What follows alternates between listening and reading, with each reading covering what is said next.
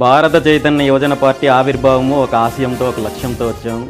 ఈ రాష్ట్రంలో ఉన్న రాజకీయ శూన్యత కోసము ఏదైతే రాష్ట్రంలో ప్రధాన పార్టీలు కొనసాగిస్తున్న దోపిడీకి, వీళ్ళ దౌర్జన్యాలకి, వీళ్ళ కుటుంబ పాలనలకు వ్యతిరేకంగా ఒక మార్పు తీసుకురావాలి, ప్రజా రాజకీయం తీసుకురావాలనే ఆలోచనతో, ఆశయంతో భారత చైతన్య యువజన పార్టీ ఆవిర్భావం జరిగింది. దానికి రాష్ట్ర వ్యాప్తంగా అన్ని వర్గాల ప్రజలు మద్దతు ఇచ్చారు. మీరన్నట్టు పార్టీ ఆవిర్భవించిన తర్వాత ఎన్నికల వరకు 9-10 నెలల పాటు అనేక రకాలుగా పోరాటం చేశాము, ప్రజల్లోకి వెళ్ళాము. అయితే గతంలో 2024లో జరిగిన ఎన్నికలు ఒక ప్రత్యేక పరిస్థితుల్లో జరిగాయి.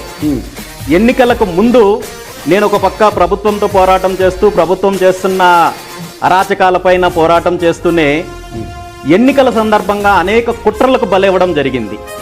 ఒక ఎన్నికలు చెయ్యలేకపోయినంత మాత్రాన, ఎన్నికల్లో విఫలమైనంత మాత్రాన అదేదో అక్కడికి సమాప్తం అయిపోయినట్టు, అక్కడ క్లోజ్ అయిపోయినట్టు మీరు మాట్లాడాల్సి వస్తే, మీరు చెప్పిన సామెత ఈ దేశంలో ఉన్న ప్రతి పార్టీకి వర్తిస్తుంది.